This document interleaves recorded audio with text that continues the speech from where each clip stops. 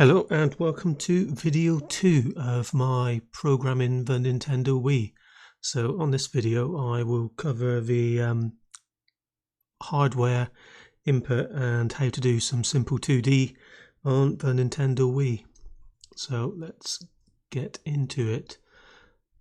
So today I will cover how to handle input through the most common controllers for the Wii.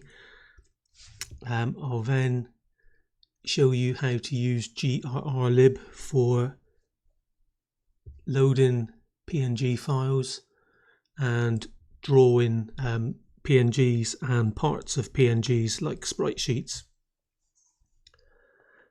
So as a reminder, once you've built your program or project, I'll just resize this here, and you have a .dol file, you want to create another folder with the same name as your project. You then copy this, paste it in here, and then rename that to boot.dol. The XML file you can just edit with any text editor, and then all you're doing is in between the various XML blocks here, put your details in here for your project, the release date here, short description and a long description, and this will be picked up by the homebrew player. You can then copy this onto your SD card for your Wii. I believe it goes under the apps folder. So with that out of the way, let's carry on. So I'll quickly go over some history about the Wii. So it was first released in November 2006 in North America. Then in December it was gradually released to the rest of the world. It was finally discontinued October 2013. So these details are from Wikipedia, so they're not things that I've specifically researched. So if they're wrong, then it's not me, it's what I've got from Wiki. So it's backwards compatibility. Sorry, this should be it's backwards compatible with the Nintendo GameCube, as it was built using mostly the same hardware. However, the later models obviously changed all that, as you'll be aware if you owned one of them. So the CPU is an IBM Broadway 32-bit PowerPC running at 729 MHz. Its GPU is an ATI Hollywood, which is a system on a chip with the GPU running at 243 MHz, which is based on the GameCube's Flipper GPU, but it is 1.5 times faster. Of note is that the Wii has a shared memory architecture. This means that the GPU and the CPU share the RAM. So total RAM is 88 megabytes. It also, the earlier versions also featured an SD card port, which could support 512 megs of internal flash memory for the system data and saves. So that was internal for the Wii itself, and then via an SD card, and it can be the SD cards supported are from 2 GB standard to 32 GB SDHC cards. So it was 3 versions of the Wii throughout its life. Each of them kind of follows the usual Nintendo and other manufacturer models of your first model kind of has everything to entice everyone to kind of get them, and then slowly they remove stuff, and the device is cheaper to make, until in the end they kind of removed all of the backwards compatibility which happens there. So the The controllers I'll be sort of supporting will include the GameCube's controller, as in my opinion I think that was the best controller that the Wii had. The other controllers were kind of, I felt, too small. I will cover the main controllers anyway. So the first model had the GameCube ports, featured backwards compatibility. The second model, released in 2011, removed the GameCube ports, and there was no backwards compatibility there. The third and final Wii Mini model, released December 2012, they removed the SD card port there and the GameCube ports, and there was no backwards compatibility there. So another thing which I thought was interesting, which I didn't know, was the total lifetime sales of the Wii reached 101 million units, making it Nintendo's best-selling home console at the time, until it was surpassed by the Nintendo Switch in 2021. So I will now cover the 3 most common input devices, and these are the main ones which I will also be targeting in all of my sort of programs going forward. So we have the Wii Mote and Nunchuck, which provides the standard user input for the Wii. The Wii Mote can act as a pointer, and it obviously also has the motion sensitive controls as well. Some of the motion sensitive stuff is on board the actual Wii Mote itself, and others are generated using the sensor bar. And then we have the Wii Classic controller, which is an additional add-on, and this obviously plugs into the back of the Wii Mote in place of the Nunchuck. This provides a better sort of gaming experience over the Nunchuck and Wii Mote, kind of fitting with the previous game consoles and also its competitors at the time as well. But in my opinion, this controller is very small. It seems more for the hands of a child or women with small hands than normal gamers. And then finally, the king of the controllers is the GameCube controller, which is a solid controller. However, I feel that its D-pad is not as good as what was on the N64 before it. However, it does feature 2 thumbsticks, which is advantageous to 3D games. So a quick thing about the Wii Mote before I jump into the first load of code. So the Wii Mote itself, the ability to kind of point at stuff on the screen is obviously limited to the actual sensor bar itself. So it's the sensor bar that actually picks up where you're pointing with the Wii. As a result, it is possible when you move the Wii Mote about that the controls glitch out, and this is because the when you're pointing the Wii Mote itself, if the signal here goes outside the bar here, then obviously it's not going to pick anything up. So this was kind of a shortfall with the Wii Mote here. However, it was a good start into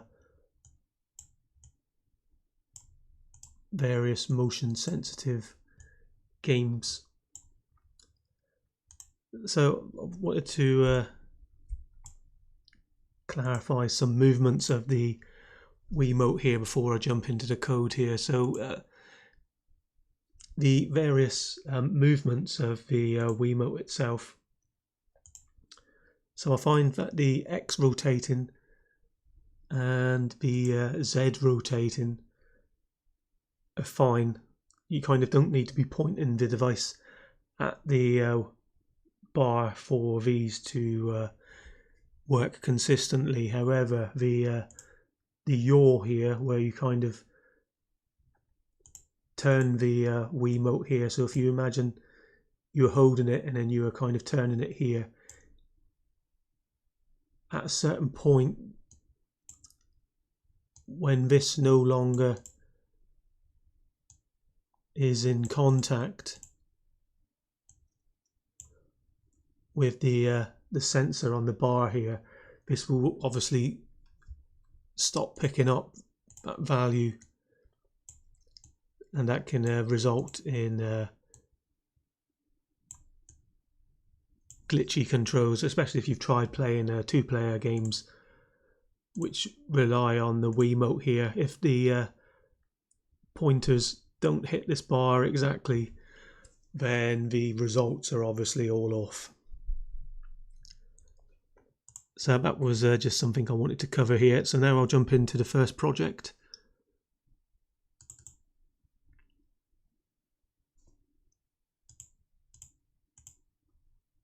So first off, I'll show you what it actually does.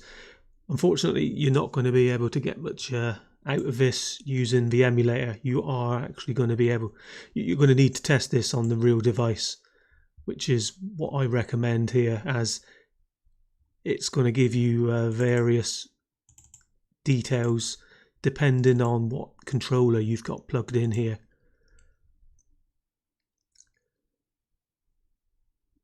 So at the moment, the emulator thinks I have a Wii Mote connected. So if I move around what the emulator thinks is the D-pad, you can see the values changing here.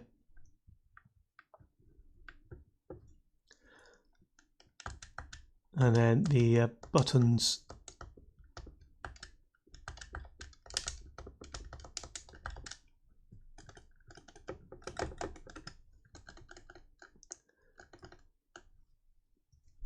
gives the details there. So when you run this on a real Wii here, you'll see the pitch changes, the yaw changes, and the roll changes depending on how you twist and turn your actual Wii Mote. And then depending on what controllers you have connected here, the buttons, the values of those will actually change. So another thing to actually note with this as well, I'll stop this program now because there isn't anything else I can kind of show you in here, unfortunately.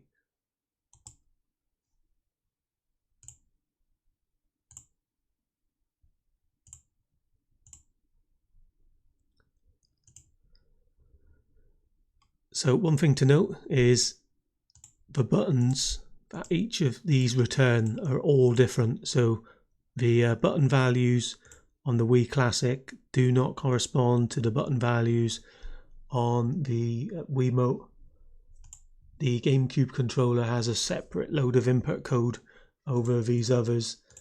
The sticks on the Wii Classic do not return the same values as the nunchuck stick, and the stick values from the GameCube are different as well. So all of these different controls all have their own sort of parameters in there. Fortunately, I have set up the ImageManager to do the heavy lifting for us to some degree. So in here I've noted the ranges on my own equipment. So the Wii that I brought, it came with, I brought it secondhand online.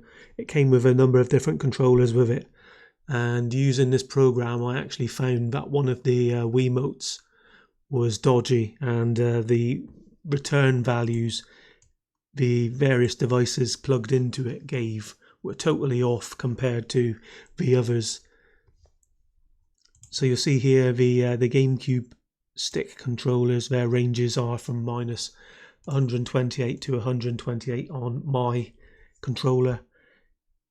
Yours, the return values will obviously change depending on the state of your controllers. So you'll kind of need to get like a happy sort of medium range.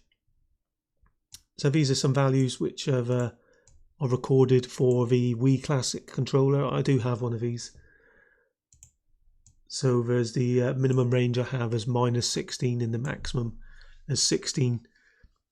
So when the thumbsticks go outside of those ranges, so for example, if I bring up another picture again, so this stick here on the left, that is the left hand stick. Usually that's a stick 1.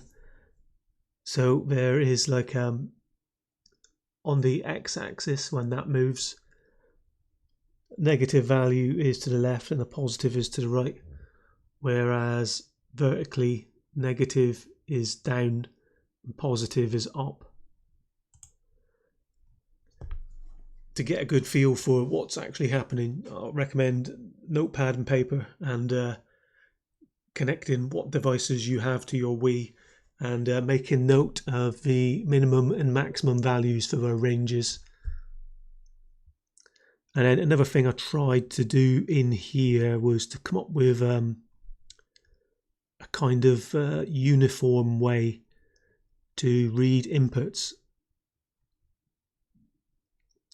The other sort of programs I've made going forward, they kind of removed what I'm kind of doing here, but this will give you like a good idea here. So the main header files to look in here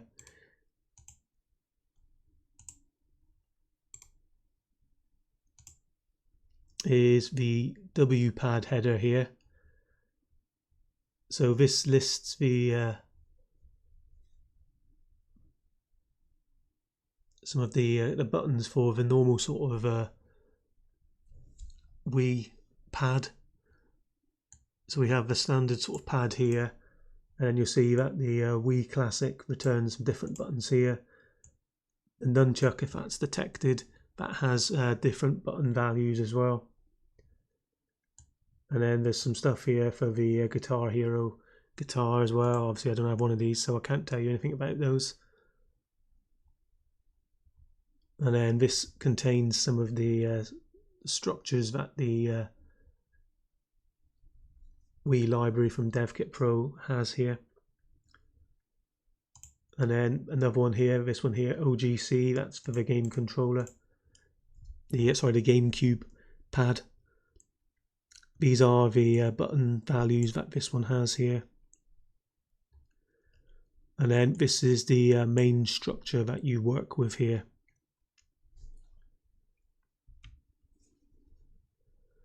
So what I've done in the input manager here is I have a custom function to get a string which says which controller name is active.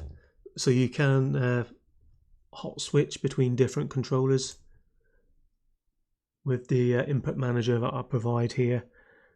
And then some of these things here, obviously they wrap around the various structures for the controller types. So we have a name here that wraps around the nunchuck, another one here that wraps around the classic controller, this one here wraps around the infrared pointer part of the Wii Mote, and then there's another one here which wraps around the orientation part of the Wii pointer as well.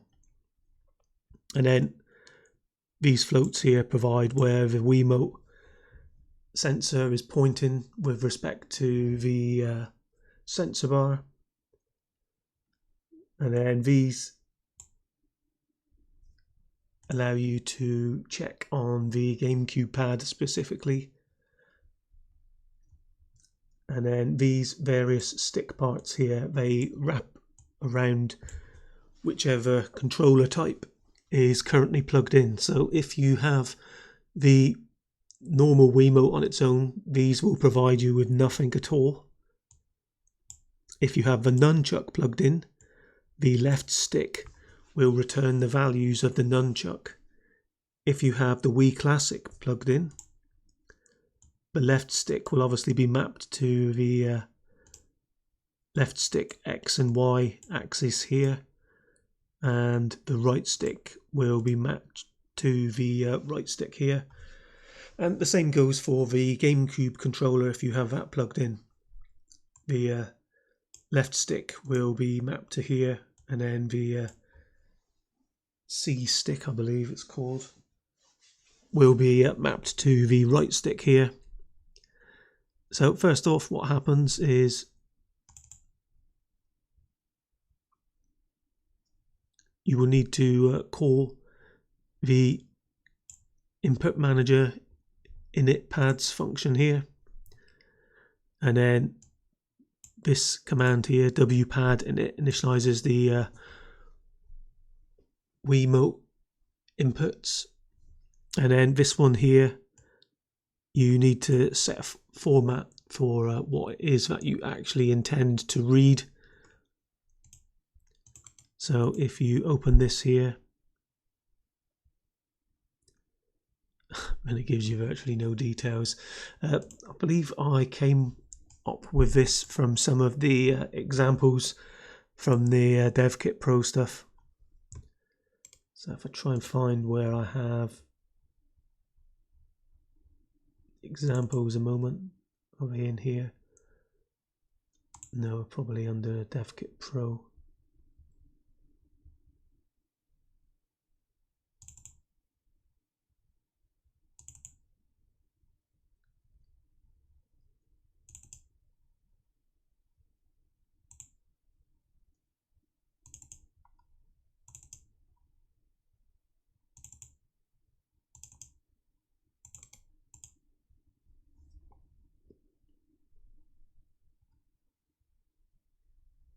So this is obviously the standard way of initializing things. GRRLIB does a load of this for us, which is why you see that it's actually missing in my code.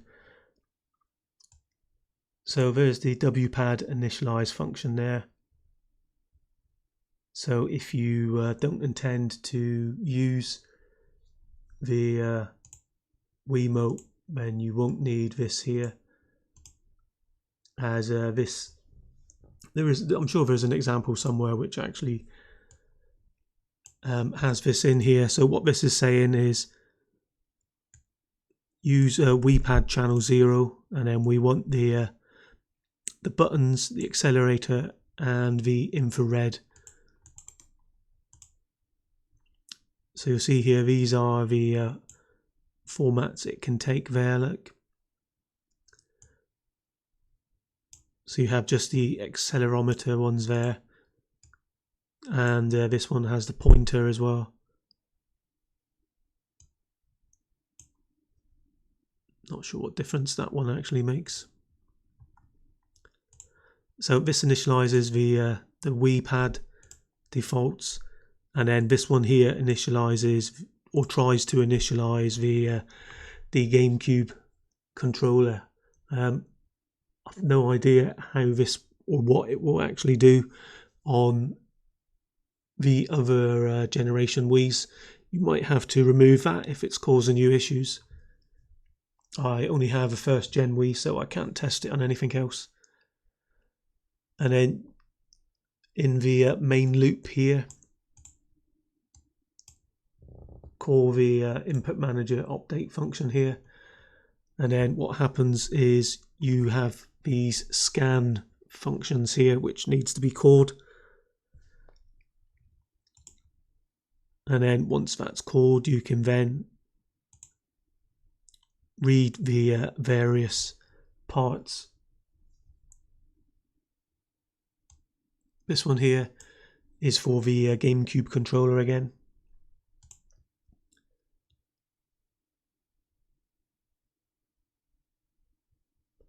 So this should return, I believe, a positive value here.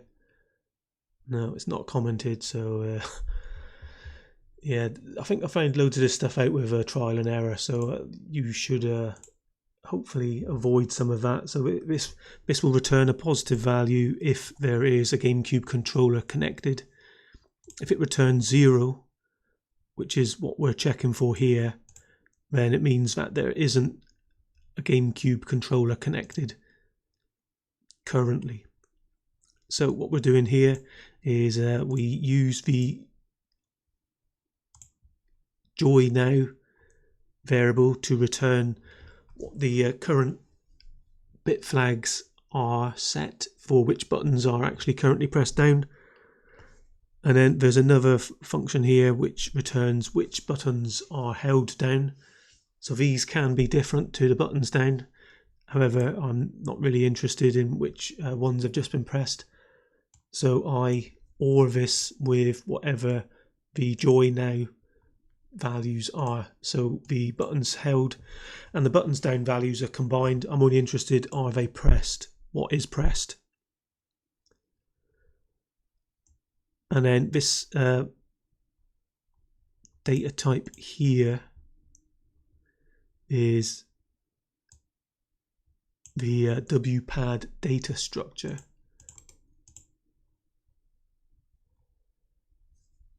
So this is used for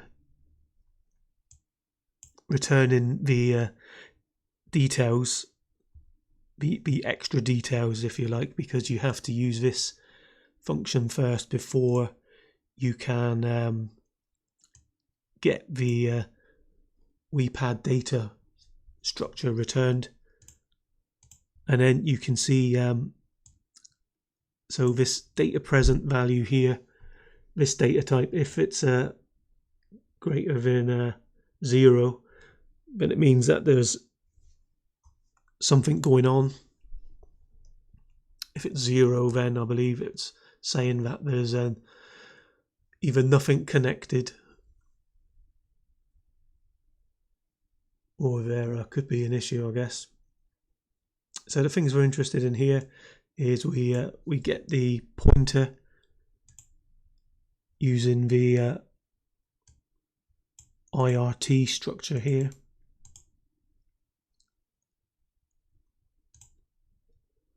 And then that structure returns all this stuff here.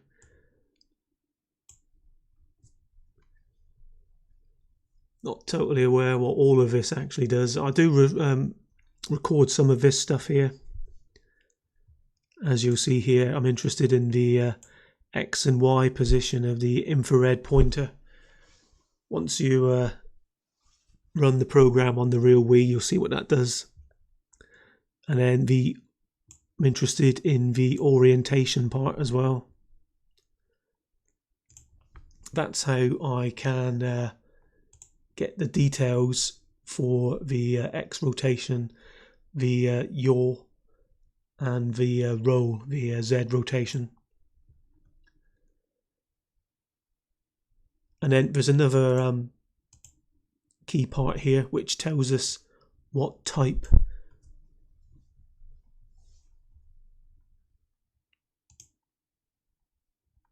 of expansion is actually connected to the Wii.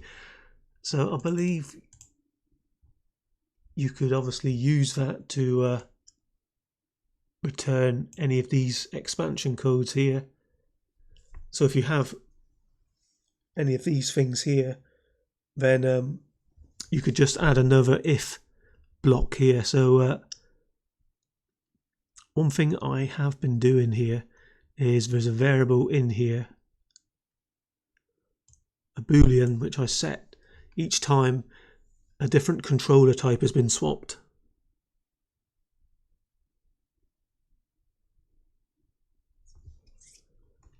So we are making note of which controller type is actually active, and then if something has changed, we say the controller type has changed, as we need to reset the various button states and the stick values to 0 when something is changed. Otherwise we could end up with a load of false values.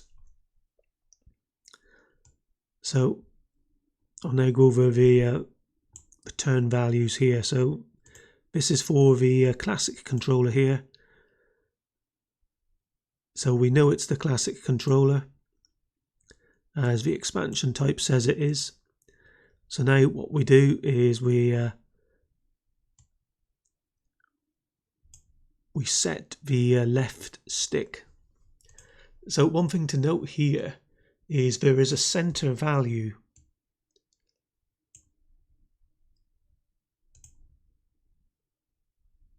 for the X and Y values of the sticks.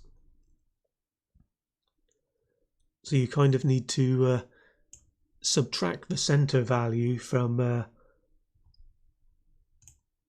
the current value, if you like, to give you the full range of movement here. So you get the negative parts and the positive parts, which is what I'm doing here. So this one here, if I open up that structure here,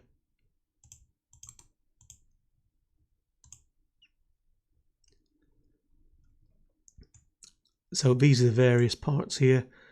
There's the left stick here, which this joystick T structure is basically just a vector 2, I believe. Okay, it has various vector 2s in there.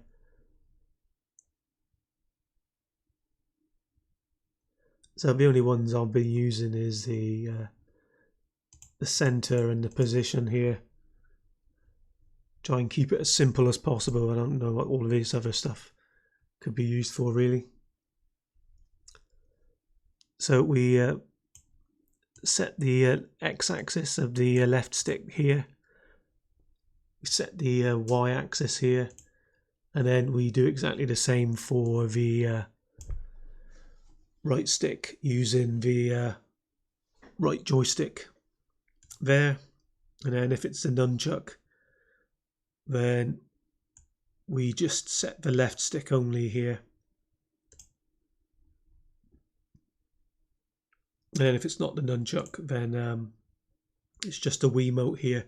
So depending on what's actually connected, the buttons down here will return different values.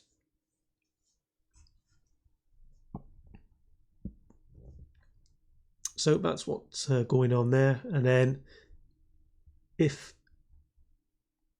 the GameCube pad update value is greater than 0, then it means it's connected. And this bit here is handled. So you'll see here we set the joy now to the pad buttons held and pad buttons down, not the W pad versions. And then likewise we set the left stick and the right stick here. And then if the controller's changed here,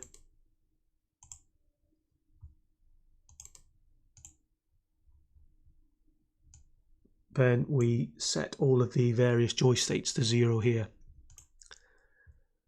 Now the other blocks in here, what I have set up is a uniform interface here.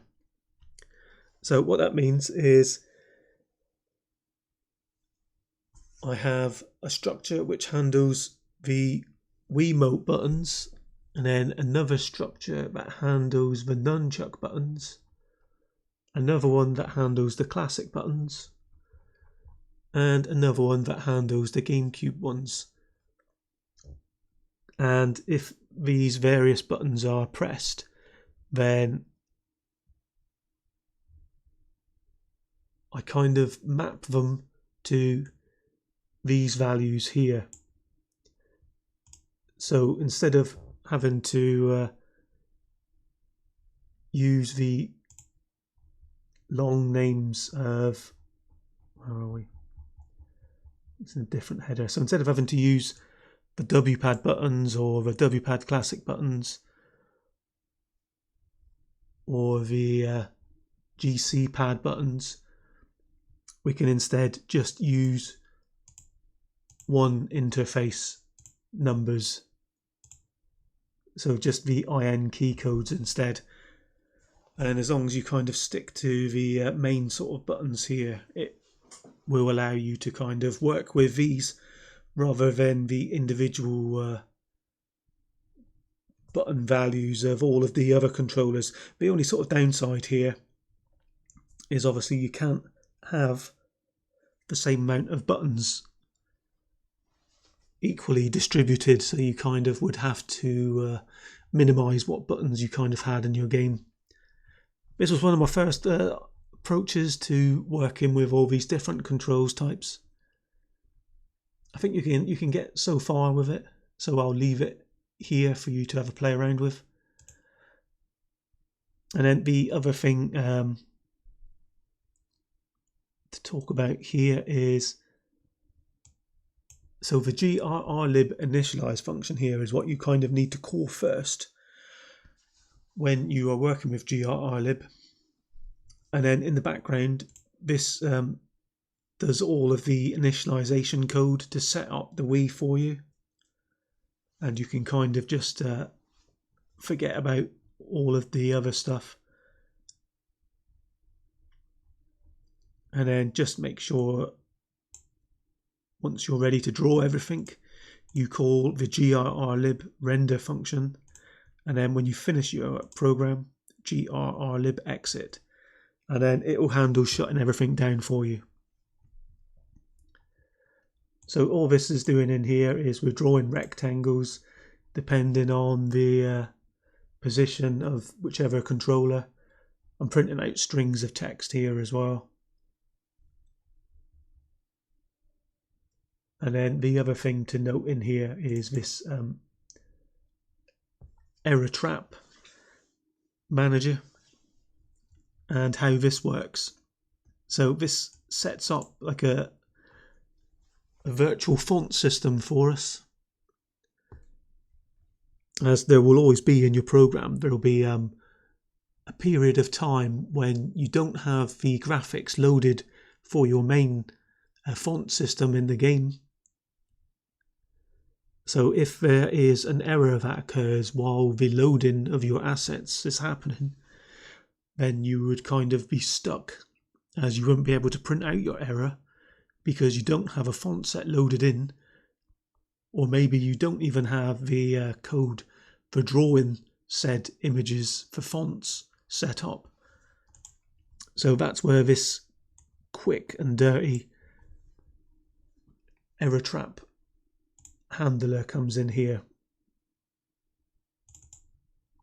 What it does behind the scenes here is it uses a mono font set here. So this is like a raw font data here. These numbers here, I think they're from like a BBC Micro font set or Commodore 64, one of the two. So it's a simple font set of 128 characters here.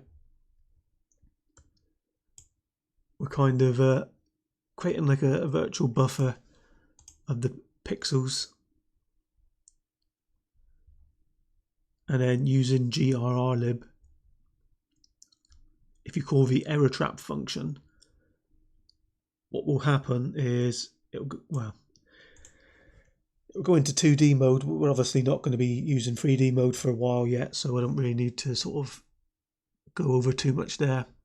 But the main loop here, when it fires, what will happen is using the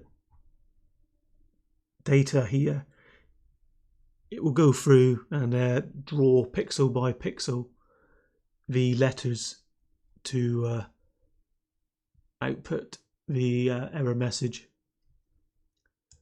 As this is just a quick and dirty sort of demo here, just so you can kind of see what's happening, it's fine to just use this to print things out straight away, which is what's happening here. So that's the first program.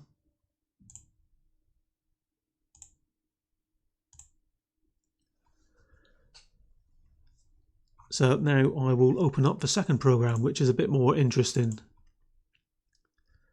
So I'll load that one in first, show you what that one is.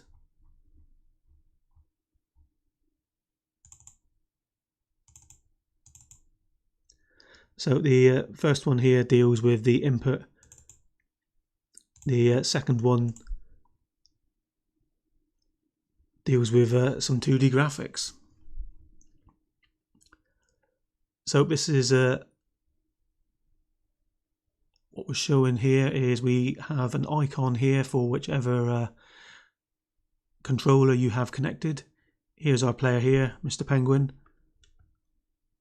You can move him around with the nunchuck or the D-pad on the Wii Mote itself. I believe that's what my joypad is actually emulating here, connected into Dolphin. So you can only kind of emulate one sort of control type at a time, which is kind of tedious. So what we have here is we have a backdrop being drawn. We have a font set handler here, and we're drawing various sprites here. If you connect in different controller types here, the icon up the top here will change. And I think if you press the menu button, yep, there we go, it will exit back to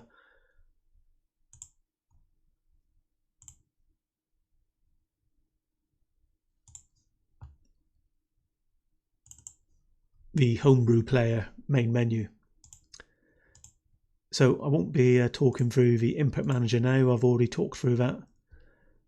So the things we're interested in this demo here is how we're actually loading assets here.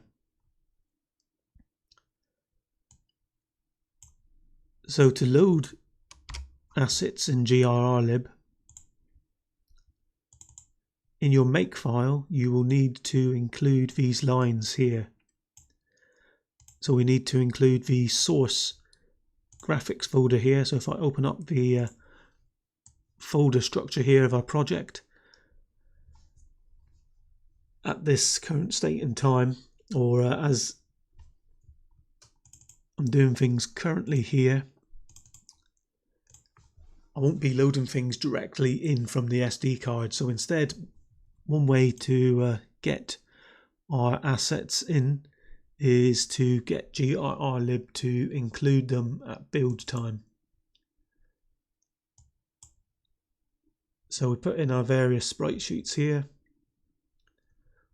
We have an 8x16 font set there, 10x10 font set there.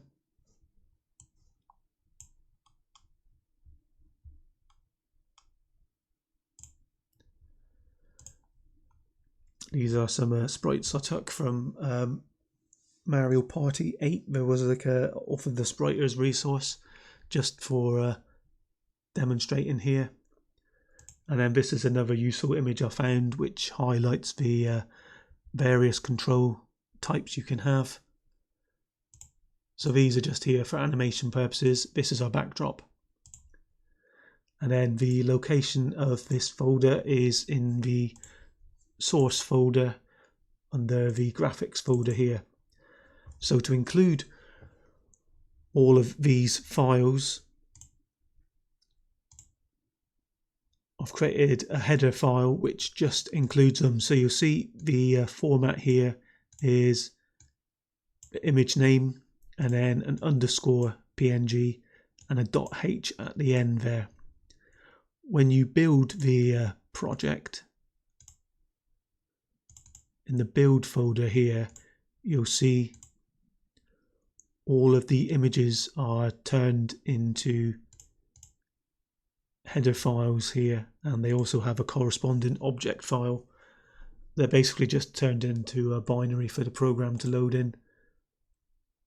So that's how they're all loaded in there. And then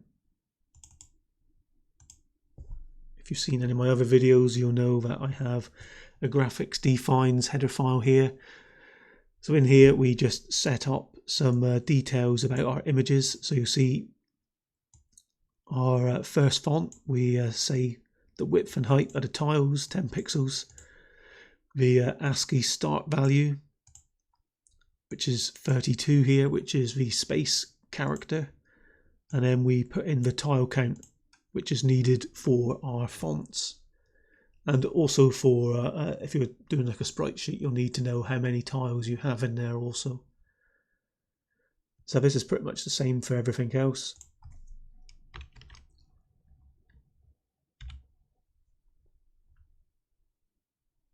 Where we have a width and height of the tiles, some counts of them, and then I have the like an image ID for whichever image I want to work with, which brings me on to the ImageManager code here. The main point we're working with here is the GRRLIB image texture pointer here. If you open that up, you'll see it has a load of different details here you can get from it. The main one I'm interested in is the width and height, really. I've not played around with any of this other stuff here, so I can't give you any more details. I'm sure if you check out the documentation from GRRLIB, I think there's some sort of documentation somewhere you can get for it. Otherwise, you'll just have to go through the header file. You can kind of get some information about stuff. It is generally nicely commented with some things so you can see what's actually going on, which is nice. And then internally there's the common structures which are needed for the Wii. So the image manager here, this handles the image for us. The rec list here handles a list of rectangles. This is how we keep track of the frames. So if I open up one of these again a moment.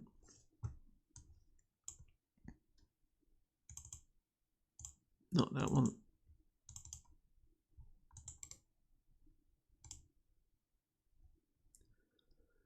So these here, they're 32 by 32 pixels each. And I can show you that by showing the grid. There we go. So there's 4 tiles across by 4 down.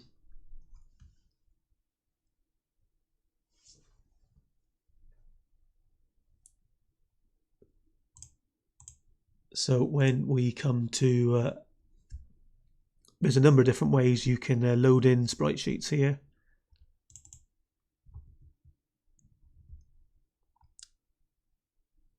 So the side by side this a minute.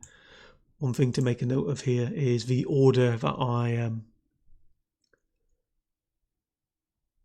load these images in obviously correspond to the numbers here. And then you'll see in the case of the font sets, I use load image to show you that you can load the image in first and then use the add tiles function to add the tiles for them afterwards, which is what's happening here. So when you add tiles afterwards, you need to tell the image manager which image ID, the start X and Y position in the image to start getting the tiles from, the width and height of the tiles, how many tiles go across, and then the total tile count, and then whether the next line, the X start, should be 0 or not. So this bit is useful for if you are, say there was like a blank there, then you could say start at So these values here, so start at 32 by 64, and then you want to get 7 tiles, and then in this case you would say start at 0 here because you want to pick up the gumbas here. But if the gumbo was not there and there was another blank and you passed in false, then what would happen is once these 3 tiles had been copied, the start would then go back to underneath here, as it would go back to the original X start position. That's what that does there. Or alternatively, you can use the load sprite sheet function here if there are no gaps in your images, and you can literally just take them all straight from the start. And then there's also the swap image function here. So what that will do is it will check to see whether there is an existing texture. If there is, then GRRLIB will free that texture, and then it will use the GRRLIB load texture function to load a new image for you. And then it will remove any frames from that image if there is an active rect list in place already. And then the same thing occurs with the swap sprite sheet. Not sure if I've actually tested this yet, the swap sprite sheet. So what this will allow you to do here is this will allow you to you create like a 2D game straight off really. The ImageManager will allow you to load in all your tiles, and then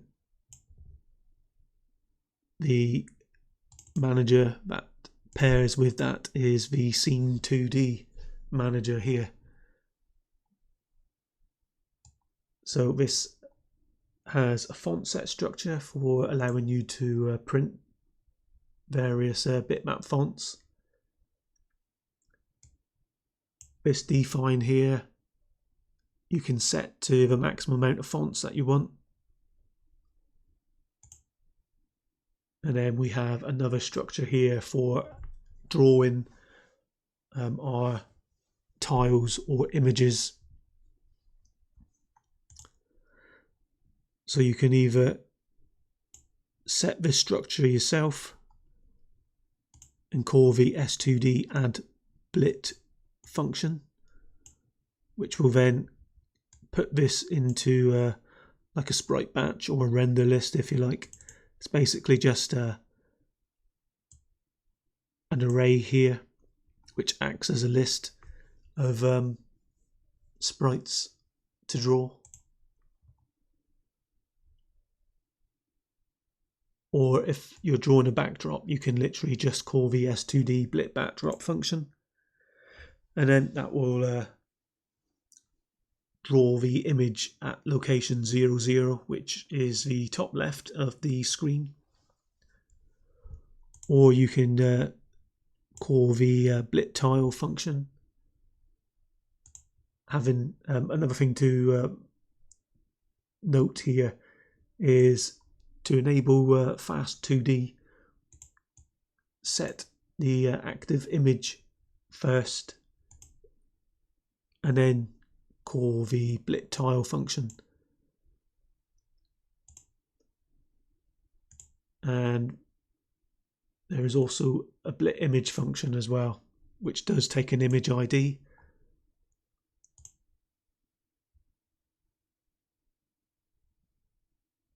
That seems to be included twice, that function.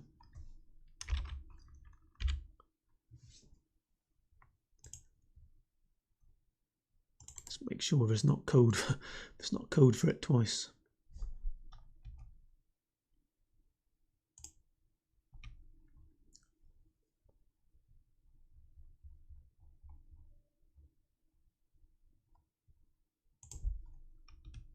And then the main magic function happens in here as well. There's also a clip camera which I've included as well.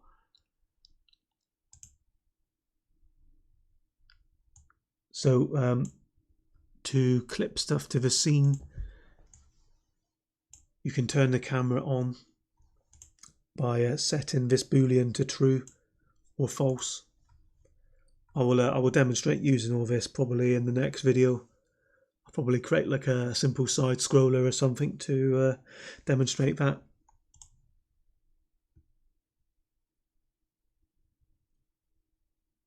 So the key thing I want to go over here is how GRRLIB's actually drawing things here.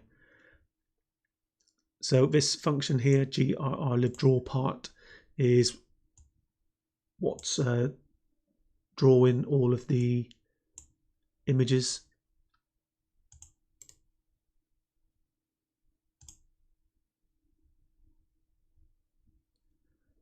So this takes in a load of different stuff here. So it takes in an X and a Y position where you want to draw on the screen. The part X, Y, width and height refers to basically the rectangle region from the image you want to draw. Hence we're using the draw part function here. Then you need to pass a pointer to a GRRLIB texture. And then there's also the options here to rotate that image and also scale it. However, one thing to note with this is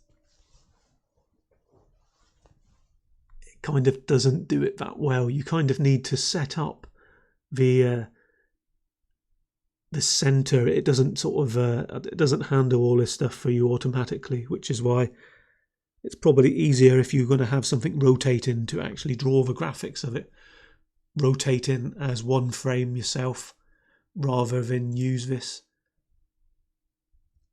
And I'm not using the scale here. You do need to actually pass a color value at the end here. I have a load of these defined. So these use the format expected for the Wii here. So you'll see the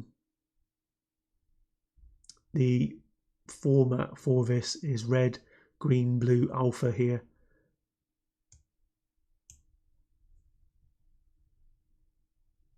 So these are some defines I've set up myself for colors. Some of this stuff isn't used here. However, some of these will be useful here. If you've seen any of my other sort of videos, you'll see I kind of have loads of the same structures from all of the consoles. It's a case of these things work, so you kind of use them as like a toolkit to take with you across various other consoles here. Yeah, there's not really too much to say about all this for now. Check out the code.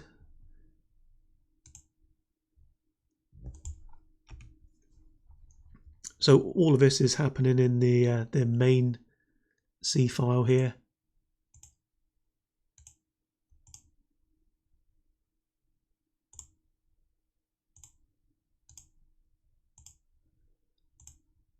Also, I would make sure you use my makefile as well. Just put this as like a template for your own projects. And then in the later videos, again, update your makefile as well. So all what's happening here is we call GRRLIB init to set up the frame buffer and the graphic settings for us for the Wii. When you downloaded this, you will also notice that you can check out the actual source code for GRRLIB as well, so you can see exactly what they are doing if you are interested to see what's actually happening there. So I'm turning off anti-aliasing, I don't want any of that. And then I'm setting the blend mode to none, so we get the 2D effect that we kind of expect, or the 2D effect that I want to get here anyway. and then the initialize the input manager, then initialize the ErrorTrapper manager. Like I said, this acts as like a kind of safety net in between loading our assets and beginning the game. Then you have to initialize the ImageManager here with ImageManager. Then what we're doing is we're loading in our graphics above here, which is what this is doing here.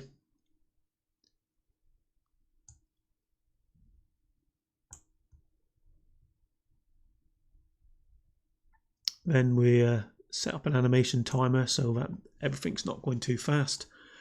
Initialize a random number generator. This just initializes the various actors on the scene.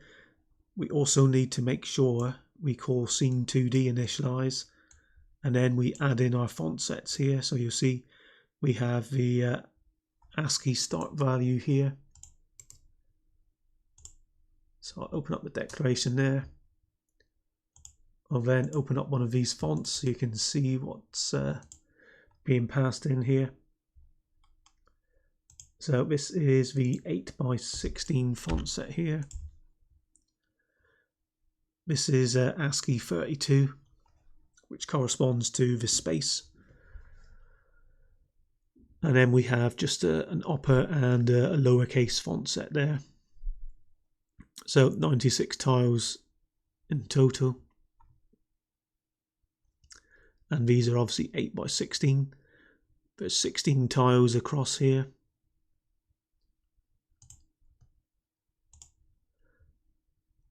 So what this does here, we pass in the ASCII start value, so that'll be 32. The width and height of the letters, how many of them there are. And then we need to pass in the image ID and the starting tile ID. In theory, you could have like a massive sprite sheet which had loads of different font sets on it. One thing to note is the images for the Wii as well. The heights need to be power of 2.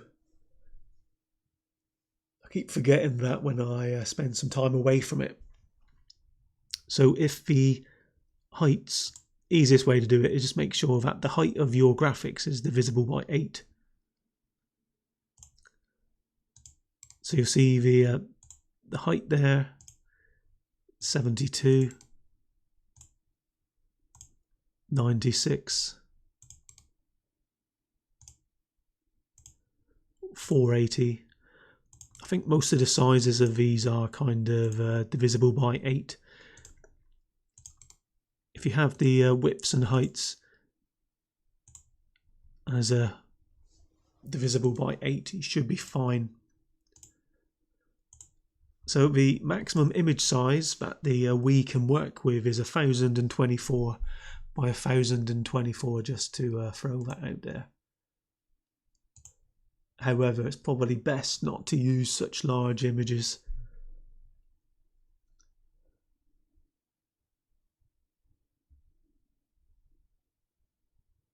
Yeah, nothing too special here. One thing to note in here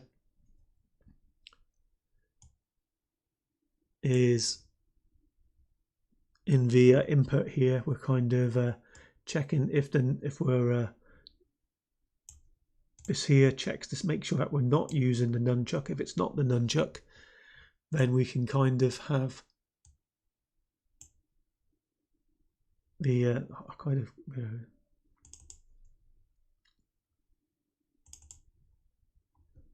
could have used the classic min and max values there actually, instead of 16 and minus 16.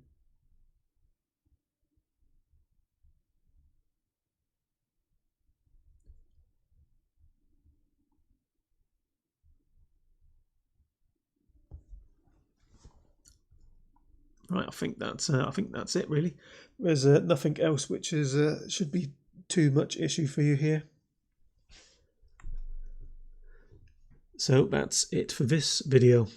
Let me know if you've got any questions below, and if not, I will catch you in the next video where we will probably go for some scrolling. Let me know in the comments if you want a vertical scrolling shoot 'em up or a horizontal shoot 'em up. Thanks for watching, and I'll catch you in the next video.